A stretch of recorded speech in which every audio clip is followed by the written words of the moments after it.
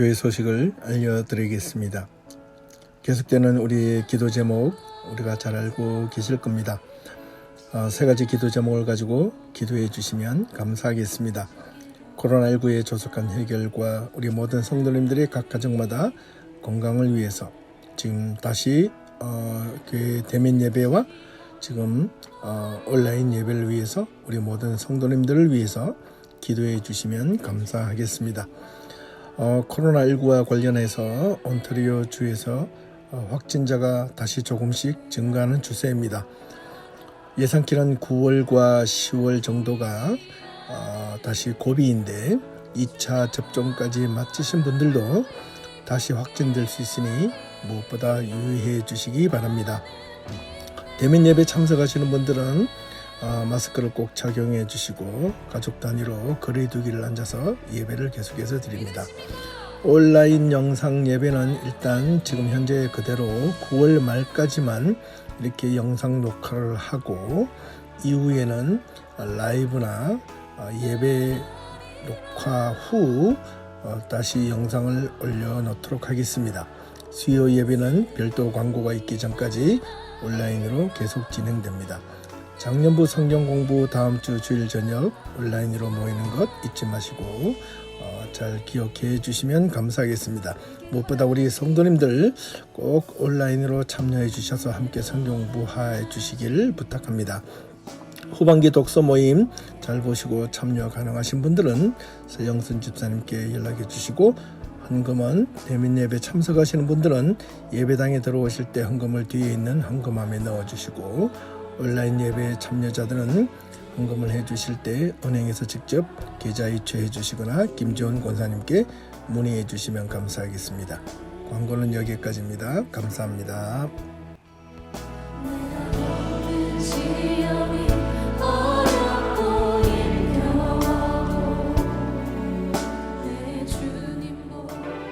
욥이 대답하여 이르되 오늘도 내게 반항하는 마음과 근심이 있나니 내가 받는 재앙이 탄식보다 무거움이라.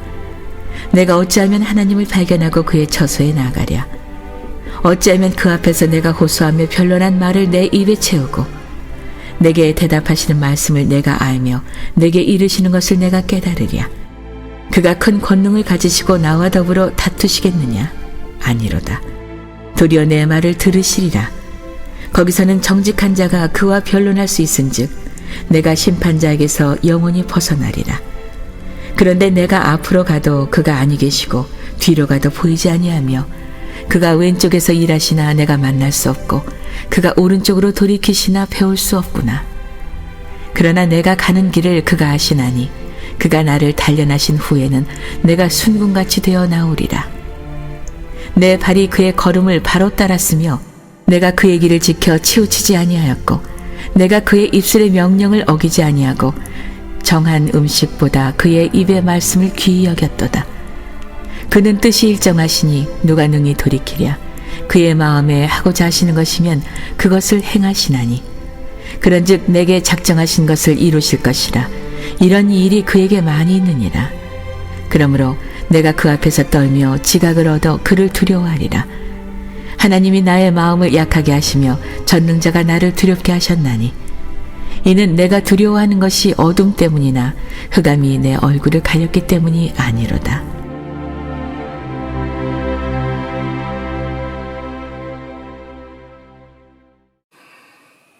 안녕하십니까? 박세종 목사입니다.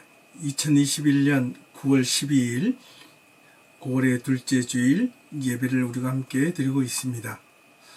온라인으로 예배 드리는 우리 예비교회 성도님들 지금 지난주부터 오프라인 예배를 드리고 있는데 가능하면 우리 모두가 방역을 잘 지키며 잠시라도 오프라인 예배에 함께 동참하는 마음이 있었으면 좋겠습니다. 특별한 사정이 없는 한 가능하면 오프라인 예배에서 우리가 함께 얼굴을 맞대며 함께 신앙의 교제를 나눌 수 있다면 참 좋겠습니다. 오늘 말씀의 제목이 삶이 여러분을 속일지라도입니다. 오래전 제가 젊은 나이에 혈기왕성하던 때 어느 나이 많으신 어르신 한 분이 이런 말씀을 하셨던 것이 기억이 납니다. 한번 세상을 살아봐라.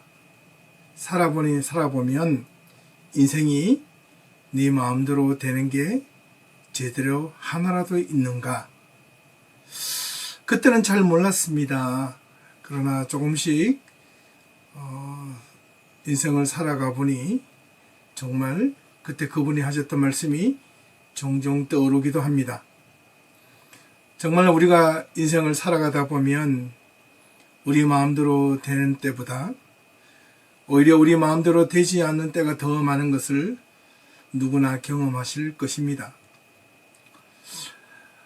여러분이 잘 아시는 러시아의 시인 알렉산드로 푸시킨이 삶이 그대를 속일지라도 라는 시를 먼저 읽어드리며 오늘 말씀을 시작해 보겠습니다. 삶이 그대를 속일지라도 노하거나 서러워하지 말아라. 절망의 나라를 참고 견디면 기쁨의 날이 반드시 찾아오리라. 마음은 미래를 바라며 현재는 한없이 우울한 것. 하지만 모든 것은 한순간에 사라지지만 가버린 것은 오히려 마음의 소중함으로 남으리라. 저는 종종 이 시를 되새기곤 합니다. 우리가 흔히 신앙생활을 통해 예수를 믿으면 복을 많이 받고 하던 모든 일들이 더욱더 잘 될 것이라는 이야기를 종종 듣게 됩니다. 그렇습니다. 원론적으로는 그것이 틀리지 않습니다. 하지만 우리가 살다 보면 예수를 믿는다고 해도 오히려 예기치 않는 어려움과 고난이 닥칠 때가 종종 있습니다. 이럴 때 우리는 처음에 하나님을 열심히 찾다가도 그 고난이나 어려움이 예상보다 길어지거나 오래 지속되고 오히려 아무런 희망의 빛을 찾아볼 수 없게 되었을 때 우리는 믿음이 도리어 무너지고 우리가 하나님을 향한 신뢰가 사라질 때가 가끔 있을지 모릅니다. 신앙인들일수록 우리는 이런 이야기들을 종종 듣게 됩니다. 우리 앞에 닥치는 고난과 어려움이 있을 때, 불행이 갑자기 예고 없이 찾아왔을 때 믿음으로 극복하고 굳건하게 이기세요. 꼭 이기셔야 합니다. 라는 말을 자주 듣습니다. 틀린 말은 아니지만 실제로 우리가 살아가면서 예기치 못한 극한의 어려움을 당했을 때 사실 말처럼 그렇게 견디기가 쉬운 일이 아님을 우리는 살아가면서 많이 경험합니다. 아무리 우리가 신앙을 갖고 있다 할지라도 그 신앙이 무너지고 신앙을 붙잡을 힘마저 없을 때가 있다는 사실입니다. 그래서 저는 가끔 이런 생각을 하게 됩니다. 아무리 신앙인일지라도 정말 믿음으로 굳건하게 모든 것을 힘들고 어려울 때 힘들다, 어렵다 말 한마디 하지 못하고 그저 무조건 참아내고 이겨내야만 하는가? 슬플 때 슬퍼하면 안 되는가? 힘들 때 힘들다고 말을 하면 안 되는가? 그것은 오히려 믿음이 없는 것인가? 어떤 신앙인 있는 분은 이런 말을 할지 모르겠습니다. 예수님이 지켜주시는데 뭐가 겁이 납니까? 믿음이 없어서 그래요. 믿음을 굳건하게 붙잡고 있으면 우리가 이겨내지 못할 것이 없습니다. 라고 말할 수 있을지 모릅니다. 정말 어떨 때로는 말할 수 없는 슬픔과 고난이 있을 때 오히려 그 슬픔을 토로하고 싶을 때 왜 믿음의 성도들은 그것을 슬퍼한다 말하지 못하고 힘들다고 말하지 못하고 그저 믿음으로 극복해야만 합니까? 믿음이 부족해서 그것을 견디지 못하고 이기지 못한다고 단정짓거나 또 그런 말을 들어야 합니까? 저는 오히려 단호하게 그런 말을 쉽게 내뱉어서는 안 된다고 말하고 싶습니다. 이유는 분명 예수님이 우리 곁에 계심에도 불구하고 아무리 말을 해도 자신이 어려울 때에 아무리 예수님을 찾고 싶어도 예수님이 찾을 수 없을 때가 종종 있기도 한다는 사실입니다. 그런 사람들에게 과연 믿음이 없어서 예수님을 만나지 못하는 것인가 라는 질문을 다시 한 번 더 진지하게 던져보기 시작합니다. 오늘 우리에게 주어진 이 욥기서를 통해 오늘 이 질문에 대하여 오늘 말씀의 제목인 삶이 여러분을 속일지라도, 혹 이 말을 좀 바꾸어 보면 우리가 아무리 믿음이 있다 할지라도 우리의 삶의 역경과 고난 앞에서 우리는 속절없이 무너질 때가 있지 않는가라는 그런 질문을 던지며 시작해 보고자 합니다. 오늘 본문에 나오는 이 욥기서에 있는 주인공 욥은 욥기서 1장 1절에 보면 욥의 성품에 대하여 설명하고 있습니다. 욥은 순전하고 정직하여 하나님을 경외하고 악에서 떠난 자라고 기록하고 있습니다. 여기서 순전하다는 말은 흠이 없다는 말인데, 흠이 없고 정직하고 하나님을 경외하며 악에서 떠난 자의 삶은 어떤 삶이어야 합니까? 아마도 우리가 일반적으로 알고 있는 신앙의 상식선에서 말해본다면 이런 자들의 삶은 분명 하나님이 굳건하게 보호해 주시고 돌보시고 다윗의 고백처럼 내가 사망의 엄침한 골짜기에 다닐지라도 하나님이 보호해 주시며 돌보시며 주의 지팡이와 막대기가 온전하게 지켜주시고 보호해 주실 것을 믿기 때문에 하나님은 이런 자들을 반드시 지켜주시고 사랑해 주셔야 하는 것 아니겠습니까? 그래야 우리가 정직하고 진실되고 하나님을 경외하며 악에서 떠난 삶을 살 수 있지 않겠습니까? 그런데 사실 그 다음에 이어지는 욥의 모습을 보면 어떠합니까? 욥은 처음에 가정도 행복했고 그의 소유물은 남부럽지 않을 만큼 많은 재물도 가지고 있었습니다. 그리고 그는 때마다 하나님께 예배드리며 감사하는 삶을 살고 있었습니다. 어느 것 하나 부족함이 없었습니다. 이 모든 것은 하나님께서 자기를 지켜주신다고 믿었기 때문입니다. 그런데 어느 날 욥은 영문도 모른 채 갑자기 자기의 모든 삶이 잃어버리게 된 것입니다. 자신의 소유물이 탈취당하고 사랑하는 자식들이 이방인들로부터 죽임을 당하거나 재난에 희생되어 버렸습니다. 욥은 또한 자신이 병에 걸려서 정말 기아장으로 몸을 긁으며 자신의 아픈 것을 신세를 한탄합니다. 네. 이런 상황에 직면해져 있을 때 사실 가장 위로가 되고 힘이 되어야 할 사람은 누구 있겠습니까? 가족이거나 가장 친한 벗이 아니겠습니까? 만약 여러분들이 소위 말하는 복도 많이 받았다고 생각하거나 아니면 열심히 노력하여 부와 재물을 남부럽지 않도록 가지고 있었고 자식들도 말썽 부리지 않고 문제없이 잘 크고 매주일마다 부족함 없이 늘 감사하는 마음으로 주일 예배를 누구보다도 잘 섬기고 헌신하는 상황에서 갑자기 이해하지 못할 고난과 불행이 닥친다면 여러분은 어떤 행동을 취하시겠습니까? 벌써 25년이 넘었네요. 제가 지난 1996년 장로회 신학대학교 신학대학원 1학년으로 입학하여 기숙사에 살게 되었습니다.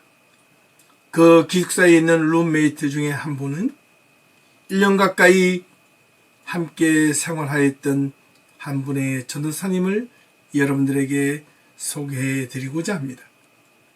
그분의 나이는 그 당시 62세였습니다. 적지 않은 나이에 목회자가 되겠다고 신학교에 들어오셨습니다. 그분은 신학교에 들어오시기 전 정부 고위공무원으로 일을 하시고 높은 지위까지 계셨던 분이셨습니다. 옛날 한국에서 쌀이 모자랐을 때 쌀을 개량하신 분이기도 했습니다. 저는 그분이랑 1년 가까이 신학교 기숙사에서 한방에 서로 위아래 침대를 사용하며 함께 동고동락을 한 적이 있습니다. 저는 그분 곁에서 그분의 모습을 유심히 살펴볼 수 있는 기회가 생겼습니다. 어느 날 밤 늦은 시간이었습니다. 다른 모든 학우들이 잠을 청하고 있는 시간에 저는 책상 위에 놓여져 있는 조그만 스탠드를 켜놓고 책을 보고 있었는데 갑자기 이 전도사님이 주무시다가 이렇게 하는 소리가 들리는 겁니다. 그래서 저는 저 전도사님이 혹시나 하는 마음으로 여러 번 깨운 적이 있었습니다. 그리고 어느 날 저랑 그 전도사님이 둘이서 기숙사에 같이 있게 되었을 때 갑자기 생각이 나서 그 전도사님께 질문을 드렸습니다. 여러 번 주무실 때 갑자기 주무시다가 윽윽 하는 소리가 들렸는데 혹시 어디 몸이 불편하시냐고 제가 물었습니다. 그때 전도사님이 하시는 말씀이 저에게 아들처럼 대해 주셨습니다.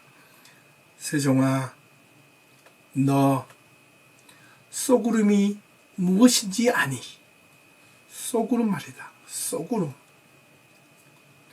너무 때로는 힘들면, 너무 고통스러우면 울음조차 나오지 않아서 속으로 울음이 나온단다. 내가 왜 이렇게 가끔 쏘구름을 울고 그리고 내가 왜 신학계에 들어온 줄 말해줄까? 저는 그 이야기를 듣고자 전도사님 앞에 가까이 앉았습니다. 내가 이 신학교에 들어오기 3년 전 그 한 해 동안 나에게 많은 일이 있었단다. 그 전까지는 세상에 부럽지 않게 행복한 삶을 살고 있었어. 이북에서 6.25 사변 때 내려와 홀 어머니를 모시고 사랑하는 아내와 결혼하고 사랑하는 딸 3명을 두고 직장도 부럽지 않게 한국에서 큰 교회 안수집사로 누구보다도 부럽지 않게 행복하게 살고 있었단다. 그런데 3년 전 그 한 해 동안 내 사랑하는 가족 3명을 하늘로 보내야만 했단다. 나에게는 어머니와 아내 그리고 3딸과 함께 행복하게 신앙생활을 하던 그 어느 날 그 해는 나에게는 정말 기억조차 하고 싶지 않은 그 한 해였단다. 먼저 그해 2월 사랑하는 둘째 딸이 간호대학에 다니다가 미국에 유학을 갔는데 뭐니 모를 병을 얻어 중도에 그만 유학에서 돌아와 병원 신세를 지며 몇 개월 그렇게 병원에 있다가 그냥 이유 없이 죽었다. 그래서 교회 묘지에 두었단다. 딸이 세상을 떠나고 난 뒤 채 정신도 잡기 전에 그해 올부터 어머니가 갑자기 치매에 걸려 3개월 그렇게 고생하시다 돌아가셔서 둘째 딸 곁에 다시 두었단다. 그리고 그해 12월 크리스마스 전에 어머니와 딸을 보러 아내랑 같이 교회 묘지에 갔다가 돌아오는 길에 아내가 내가 보는 앞에서 횡단보도 앞에서 갑작스럽게 차량이 차 한 대가 달려들어 아내가 그 자리에서 즉사하고 죽는 모습을 내가 내 눈앞에서 보았다. 그래서 아내를 어머니 곁에 또다시 두었단다. 3년이 지난 지금도 나는 문득문득 너무 힘들어 나도 모르게 멍하니 하늘을 쳐다보기도 하고 어떨 때는 정신 나간 사람처럼 자다가도 욱욱 나도 모르게 그런 소리가 난단다. 혹 그런 소리가 나더라도 놀라지 말라 이렇게 말해주시는 겁니다. 그래서 제가 물었습니다. 어떻게 견디셨어요? 저 같으면 하나님을 엄청 원망했을 거고 하나님을 향하여 정말 돌아서고 싶었을 것인데 그 전도사님은 이렇게 말씀하시는 겁니다. 그런데 신기하지. 나는 단 한 번도 그 한 해에 내 인생의 최고의 아픔을 겪었지만 단 한 번도 하나님을 원망해 본 적이 없단다. 오히려 나는 내 가족을 위해서 오히려 하나님을 위해서 내가 지금 무엇을 해야 하는가를 정신을 바짝 차리고 생각 끝에 남은 두 딸을 빨리 결혼시키겠다는 생각을 하고 그 두 딸을 2년 만에 모두 출가시켰다. 그리고 내가 이후에 무엇을 해야 할지 매일 밤마다 기도하며 고민 끝에 둘째 딸이 평생 자기가 가지고 온 달란트를 가지고 선교 사역을 하며 살겠다고 서약했고 아내가 교회를 섬기는 것이 그 어떤 것보다 행복하다는 것을 내가 두 눈으로 옆에서 보았기에 딸이 못다한 선교, 아내가 못다한 교회를 섬기기 위해서 내가 할 수 있는 일하고 이제 내가 좋은 직장 다니는 것을 정리하고 비록 나이가 들었으나 내가 신학교에 들어가 목사가 되어 나를 필요로 하는 곳에 선교지로 가서 그곳에서 남은 삶을 살기로 약속했단다. 무엇보다도 내가 기도하는 가운데 저 북한 땅에 쌀이 없어 먹을 것이 없어 지금도 굶어 죽는 우리의 동포들에게 내가 신학교 졸업하고 안수를 받아서 저 중국에 있는 연변 땅으로 가서 농사를 지어 북한으로 쌀을 보내기로 나는 결단했단다.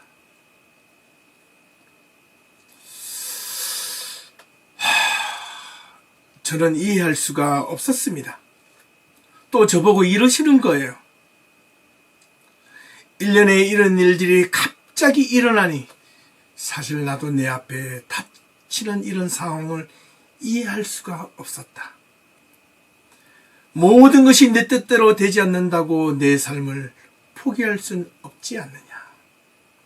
우리가 믿는 하나님을 향해 이룰 수 없다고 원망하고 불평을 할지라도 하나님으로부터 등을 돌릴 수는 없었단다. 그분은 또한 이렇게 말씀하셨습니다. 사랑하는 두 딸과 아내를 위해서 내가 회사를 정리하고 신학교에 들어왔다. 모든 것을 정리하고 신대원에 들어와 공부를 하고 있지만 어느덧 불현듯 갑작스럽게 찾아오는 어머니와 아내와 자식을 향한 그리움은 믿음으로도 떠칠 수가 없구나. 하지만 세종아, 힘든 것은 힘든 것이지만 아무리 어렵고 힘들더라도 내 삶이 내 마음대로 되지 않는다고 결코 실망하거나 좌절하면 안 돼. 알았지? 저에게 해주셨던 그 전도사님의 말씀이 저 역시 신대원 1학년 때 많은 어려움이 있었을 때 참 큰 힘이 되어준 분이셨습니다. 그랬던 그분이 신대원을 졸업하고 헤어졌습니다. 저는 대학원에 다시 들어갔고 그분은 선교사 파송을 받아서 선교하러 나가신 줄 알았는데 1년이 지난 어느 날 청천벽력과 같은 소식을 듣게 되었습니다. 신대원을 졸업하고 난 몇 달 뒤 이 전도사님은 선교사 파송을 받기는커녕 갑자기 어느 날 뇌출혈로 쓰러지셔 1년 동안 국립재활병원에서 재활치료를 받고 계신다는 소식을 듣고 아내랑 급히 달려갔습니다. 저는 그분의 손을 붙잡으며 서로 한참을 울고 난 뒤 왜 이렇게 되셨냐고 물었습니다.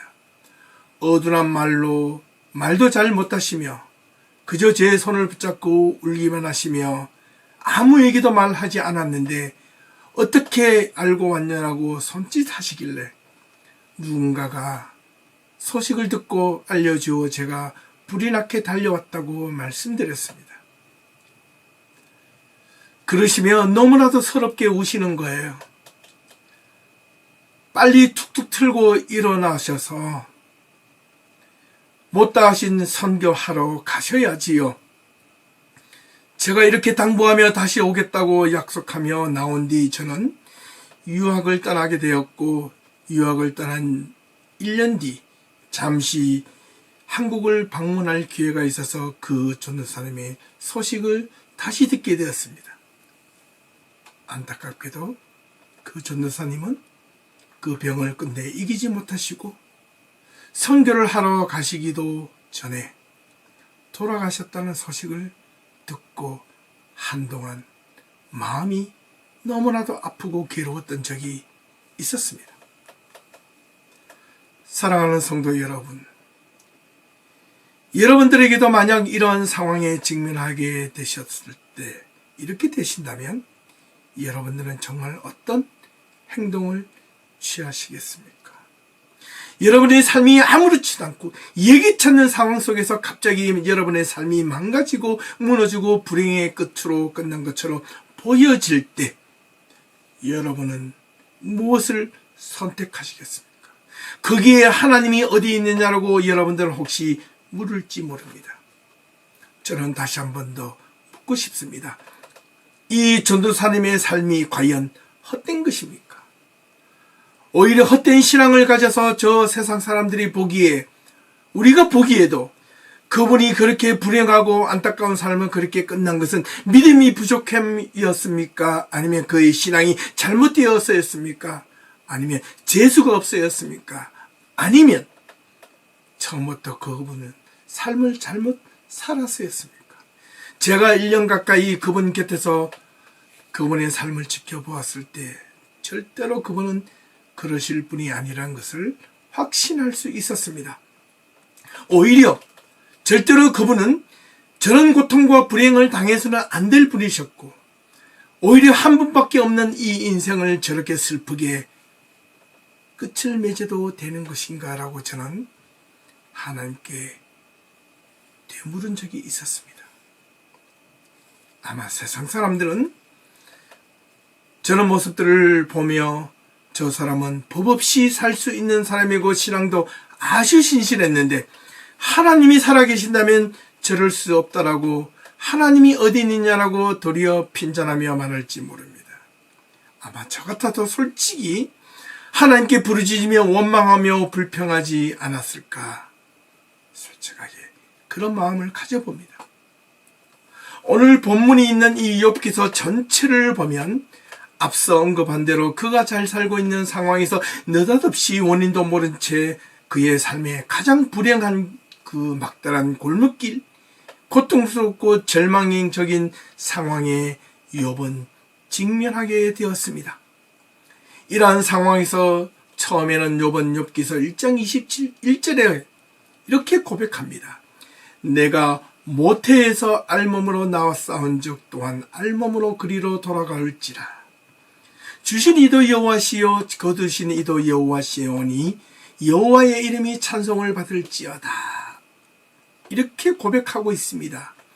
아마 이때는 욥이 그렇게 하나님을 붙잡고 싶을 만한 힘이 좀 남아 있었던 것 같아요. 그나마 모든 것이 욥의 선하고 인내 있는 자로서 말을 한 것처럼 보여지지만 이후에 욥의 행동을 다시 유의히 거의 2장부터 38장, 9장, 40장, 41장까지 욥의 모습을 보면 욥의 처지와 상황이 너무나도 힘들고 어려워 자신의 생일을 저주하고 아내가 욥을 비난하고 도리어 죽으라고 저주하였고 자기의 이런 고난에 빠져있는 자신의 가장 친한 친구들이 자신을 찾으러 와 위로해 주려고 왔는데 돌아보니 이렇게 불행할 수가 없다는 것을 보고 행여 네가 하나님 앞에 무슨 잘못이 있어서 그런 것이 아니냐고 회개하라고 독촉하였을 때 네가 이런 일을 당하는 이유가 있을 것이라고 무슨 하나님 앞에 잘못이 있는가를 돌아보고 회개하라고 다그치는 소리를 계속 들었을 때 욥은 마침내 오늘 본문이 있는 욥기 23장 2절에서 이렇게 대답합니다. 오늘도 내게 반항하는 마음과 근심이 있나니 내가 받는 재앙이 탄식보다 무겁다. 이렇게 고백합니다. 이어 욥은 답답한 심정을 3절에서 이렇게 표현합니다. 내가 어찌하면 하나님을 발견하고 그의 처소에 나아가랴. 이런 힘든 상황에서 내가 어떻게 해야 하나님을 만날 수 있으며 내가 처한 상황을 하나님 앞에 하소연이라도 할 수 있을까라는 그런 말이었습니다. 아무리 지난 날을 자신을 생각해 봐도 얼마나 답답하면 자신의 죄를 찾아볼 수가 없었어요. 8절에서 또 이렇게 고백합니다. 내가 앞으로 가도 그가 보이지 아니하고 뒤로 가도 보이지 아니하며 그가 왼쪽에서 일하시나 찾아보았으나 내가 만날 수 없고 그가 오른쪽으로 돌이키시나 보아도 배울 수가 없구나. 이렇게 탄식합니다. 이 정도 되면 욥이 당하고 있는 이 상황은 정말 하나님을 향한 신뢰가 점점 무너져가고 있음을 우리는 분명하게 확인할 수 있습니다. 우리는 결론적으로 이 욥기서를 보며 욥을 일반적으로 이해하실 때 흔히 고난 가운데 끝까지 믿음을 지키고 견디니 마지막 42장에서 하나님께서 욥의 믿음을 보시고 그의 소유를 갑절이나 주시고 처음보다 더 많은 복을 주셨으며 자녀를 더 많이 낳았고 아들과 손자 4대를 보며 욥이 나이 들어 죽기까지 복을 누렸다고 기록한 것 때문에 욥의 축복받은 것만 알고 있는지 모릅니다. 그런데 말입니다. 욥이 처음 고난받을 때 그 고난은 어떠했습니까? 원인도 모르고 고난을 받았습니다. 원인도 모르는 고통을 경험해야 했고 그 어떤 누구보다도 자신에게 진정한 위로가 되어야 할 아내와 친한 친구들이 위로가 되기는커녕 도리어 원망과 저주와 사방을 둘러싸고 자신을 퍼붓게 되었을 때 자신은 또한 그 가운데서도 하나님을 만나고자 사방팔방 찾아 보았으나 하나님을 아무리 찾아도 찾을 길이 없었습니다. 그 상황 속에서 욥의 신앙도 믿음이 있었던 것이 아니라 그 욥의 믿음은 점점 나약해지고 그의 믿음이 떨어지려 했을 때 욥이 변하게 된 결정적인 계기가 어디에 있었을까요? 우리는 오히려 이 욥기를 보면서 여기에 오히려 포커스를 맞추어야 한다고 저는 강하게 말씀드리고 싶습니다. 욥은 도대체 어떤 상황 때문에 자신이 극복하게 되었을까? 그의 가장 친한 친구들이 욥을 강하게 비난하고 있었을 때 그때 욥에게 하나님 여호와께서 폭풍 가운데 말씀하셨다고 38장 1절에 기록하고 있습니다. 폭풍 가운데 말씀하셨다는 말은 상징적인 표현으로 되늘려집니다. 인생의 가장 큰 풍랑 가운데 있을 때 그 풍랑 가운데서 자신에게 들려진 하나님의 음성 또는 깨달음이 있었다는 사실입니다. 무지한 말로 생각을 어둡게 하는 자가 누구냐? 내가 땅에 기초를 놓을 때에 너는 어디에 있었느냐? 네가 알거든 말해보아라로 시작하여 이 세상의 이치에 대하여 내가 아는 것보다 모르는 것이 더 많지 않느냐라고 네가 이해할 수 있는 것보다 이해할 수 없는 것들이 더 많다는 것을 깨닫게 해 주셨습니다. 예. 욥은 아마 그 순간에 불현듯 머리를 스치며 깨달은 것이 있었을 것입니다. 그래, 인생의 고난이 나에게는 없을 줄만 알았고 내가 하나님만 열심히 잘 믿고 섬기면 축복의 축복을 받고 행복의 연속인 줄 알았는데 그것이 아니었구나. 나도 언제든지 아무리 잘 믿고 신앙생활을 잘한다 할지라도 나도 무너질 수 있고 불행해질 수 있고 내 인생 전체가 망가질 수 있겠구나라는 것을 깨달았던 것입니다. 이렇게 되면 보통 사람들은 이렇게 말할지 모릅니다. 그러면 왜 예수를 믿어? 예수를 믿을 이유가 무엇이 있어? 하나님이 그런 자들을 지켜주시 않는데 왜 하나님을 믿어라고 말을 할지 모릅니다. 그런데 욥이 깨달은 것이 바로 마지막 42장 5절에서 6절에서 욥은 이렇게 고백합니다. 내가 죽게 대하여 지금까지 귀로만 들었사오나 듣기만 하였사오나 이제는 어떻게? 눈으로 주를 배움나이다. 그러므로 내가 스스로 거두어 드리고 티끌과 재 가운데서 회개하나이다. 이 고백이야말로 진심 어린 고백이자 참된 회개였습니다. 욥이 회개할 것이 없는데 어떻게 욥은 회개의 목소리가 저절로 나오게 되었을까요? 아마 욥은 자신이 어렵고 선하고 정직하고 바르게 살면 고난과 괴로움과 불행이 없어지고 하나님이 반드시 자신을 지켜줄 줄만 알았던 그 자체가, 그것이 바로 교만이었고 자만이었다는 사실을 깨닫게 된 것입니다. 그렇습니다. 인생은 때로, 아니 수없이 우리가 생각하였던 것보다 훨씬 더 많이 우리의 삶을 비틀고 쥐어짜고 흔들어 버릴 때가 많을 것입니다. 이로 인하여 우리는 신앙인으로서 때로는 이 욥처럼 하나님을 원망하고 불평하고 자신의 삶을, 자신의 믿음을 후회한 적이 또한 있을지 모릅니다. 욥이 하나님 앞에서 책망을 받았던 것은 욥이 하나님을 향하여 자신의 비참한 삶을 두고 원망했거나 자신의 태어난 것을 저주했고 불평했기 때문에 하나님께 책망을 받고 깨달은 것이 아니었습니다. 욥이 하나님 앞에서 회개한 것은 바로 자신이 선하고 의롭고 정직하고 바르게 살고 있다고 스스로 믿었고 그렇게 살면 이런 불행은 결코 찾아오지 않을 것이라는 교만에서 그 교만이 이 욥을 무너뜨리게 만들었다는 사실을 깨달은 것입니다.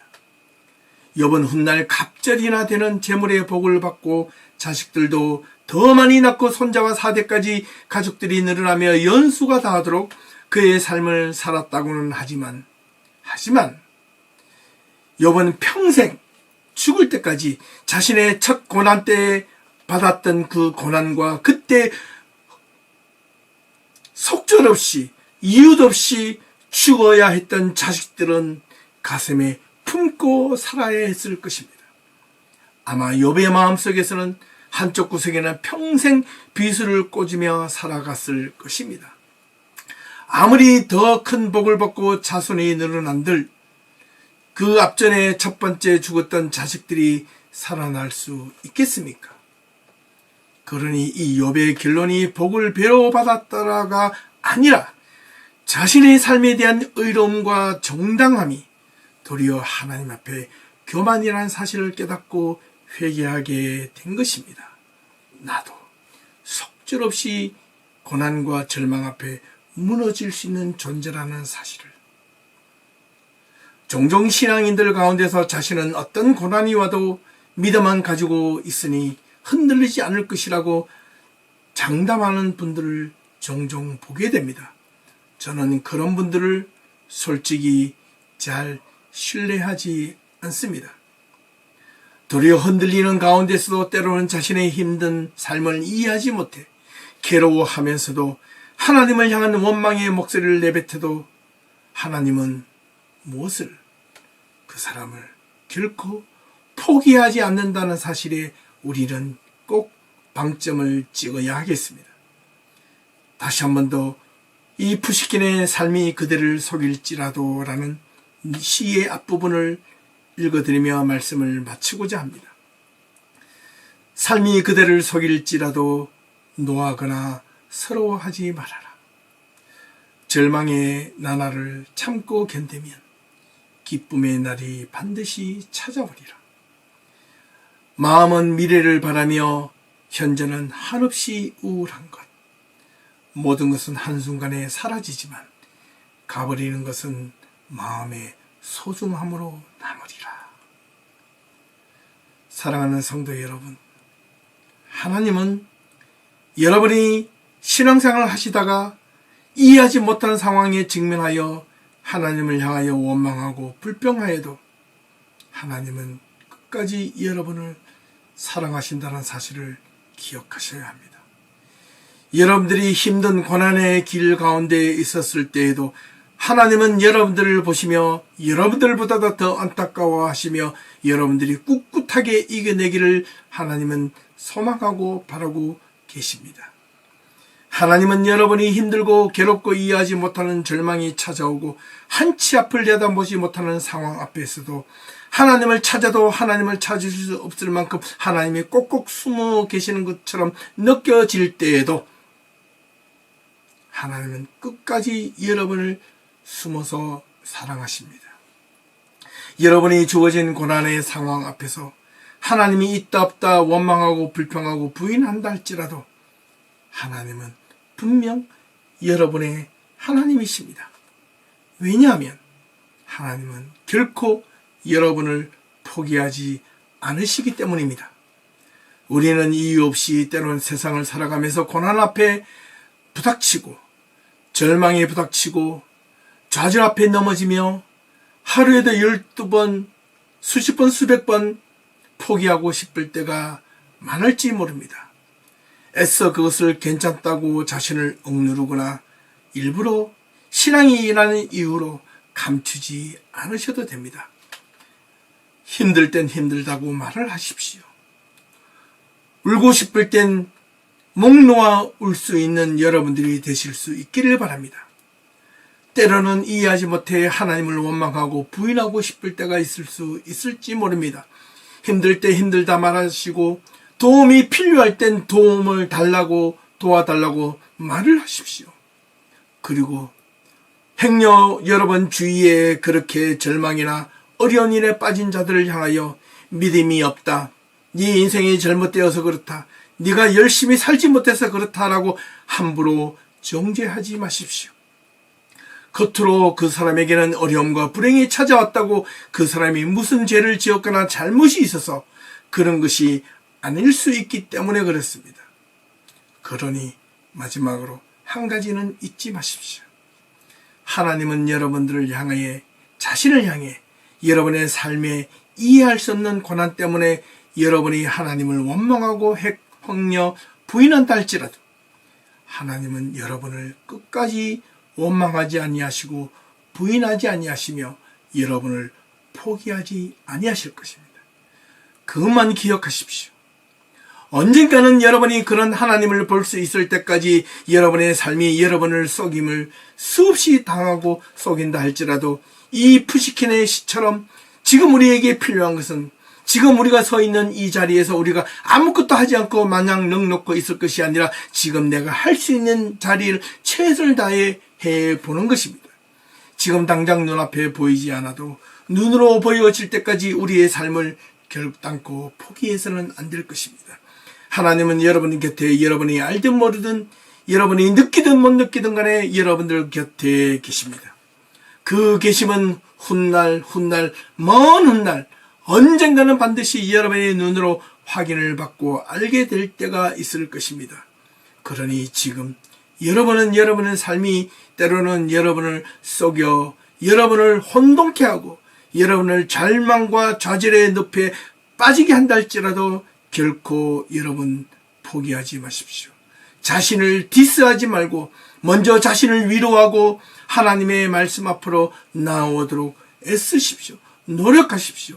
때로는 그 고난이 지나갈 때까지 묵묵하게 기다리십시오.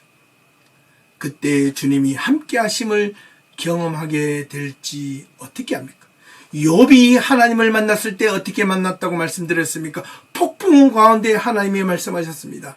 때로는 우리의 인생이 편안할 때보다 여러분의 생애의 가장 절망적인 자리에 인생의 폭풍을 만났을 때 행여 그때 하나님의 음성이 더 하나님의 뜻이 더 잘 보일 때도 있다는 사실을 기억하시며 지금 우리의 필요한 것은 지금 우리가 필요한 것은 지금 우리의 삶이 지금 잘 버티어 교회를 떠나거나 믿음을 포기하고 싶은 마음이 때로는 하루에 수십 번 수백 번 있을지라도 그러나 결코 돌아서지는 마십시오. 우리 믿음의 공동체가 함께 있다는 걸 아시고 우리가 함께 한 마음으로 함께 살아갈 수 있는 거룩한 주의 예비교회 공동체가 다 될 수 있기를 주님의 이름으로 축원합니다. 이번 한 주간도 우리 주님을 우리의 삶 속에서 눈으로 확인하며 살아가며 그 믿음을 느끼는 한 주간이 다 될 수 있기를 주님의 이름으로 축원합니다. 함께 기도드리겠습니다. 하나님 아버지 감사합니다. 욥의 믿음을 통하여 욥의 믿음이 있어서 욥이 그렇게 축복을 받았던 것이 아니라 욥도 자신의 절망과 좌절 가운데 빠졌을 때 자신의 삶을 저주하고 자신에게 가장 위로가 되어야 될 가족과 친한 친구들이 도리어 자신을 정죄하고 저주하였을 때 그런 막다른 골목길에서 넉넉고 하나님을 원망하고 또한 그 가운데 끝까지 하나님을 찾아보려고 했었지만 하나님은 묵부답이었을 때 욥은 자신의 믿음과 신앙조차도 잃어가고 있었을 때 더 깊은 폭풍 속에서 빠져가고 있었을 때 그 인생의 폭풍 한가운데서 하나님의 음성을 하나님의 뜻을 깨달았다는 사실을 알고 우리 사랑하는 예비교회 모든 성도님들 그 이들의 삶과 이들의 인생을 지켜주시고 때로는 말할 수 없는 고통과 절망의 그 풍랑을 만났을 때 하나님 그곳에서 좌절하지 않도록 도와주시옵소서. 이 한 주간도 주님을 날마다 눈으로 확인하며 주님과 동행하는 삶이 되기를 소망하며 이 한 주간도 힘있게 주님과 동행하게 하옵소서. 예수 그리스도의 이름으로 기도하옵나이다. 아멘.